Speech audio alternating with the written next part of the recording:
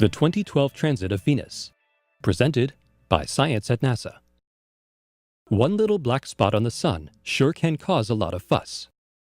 Twice every 120 years, Venus passes directly in front of the Sun. The circular spot the planet makes on the solar disk is not much bigger than an ordinary sunspot. But every time it happens, it is a worldwide sensation. The next transit of Venus is on June 5, 2012. And for the first time since the 19th century, the event will be visible across all of North America. The nearly 7-hour transit begins at 3:09 p.m. Pacific Daylight Time. Observers on 7 continents, even a sliver of Antarctica, will be able to see it.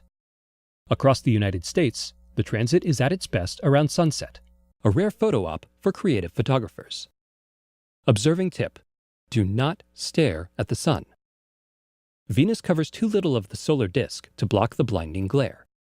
Instead, use some type of protection technique or solar filter. A number 14 welder's glass is a good choice. For some observers, the view provides an unsettling sense of scale. Venus seems so small and fragile against the solar disk. Our own planet is equally minuscule. Others say it looks like a black hole punched in the surface of the Sun. Very strange. Transits of Venus first gained worldwide attention in the 18th century, when one of the biggest mysteries of science was the size of the solar system. It might seem amazing today, but astronomers didn't know the absolute distance between any two planets. How many miles would you have to travel to reach another world? The answer was as mysterious then as the nature of dark energy is now. Venus was the key, according to astronomer Sir Edmund Halley. He realized that by observing transits from widely spaced locations on Earth, it should be possible to triangulate the distance to Venus. The idea galvanized scientists, who set off on expeditions around the world to view a pair of transits in the 1760s. The great explorer James Cook himself was dispatched to observe one from Tahiti, a place as alien to 18th century Europeans as the Moon or Mars. Historians have called the international effort the Apollo program of the 18th century. In retrospect, it falls into the category of things that only sounded like a good idea. Bad weather, primitive optics, and the natural fuzziness of Venus's atmosphere prevented observers from gathering the data they needed.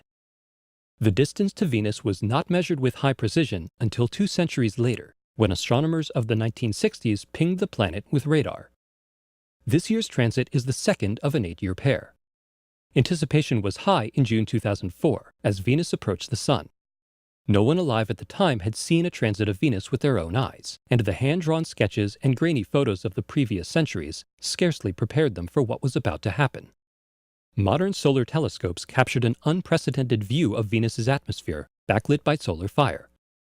They saw Venus transiting the Sun's ghostly corona and gliding past magnetic filaments big enough to swallow the whole planet. One photographer even caught a spaceship, the International Space Station, transiting the Sun alongside Venus. 2012 should be even better, as cameras and solar telescopes have improved. Moreover, NASA's Solar Dynamics Observatory is going to be watching too. SDO will produce Hubble-quality images of this rare event. Apparently, one little black dot really is worth all the fuss. For more observing tips and links to live webcasts, visit science.nasa.gov.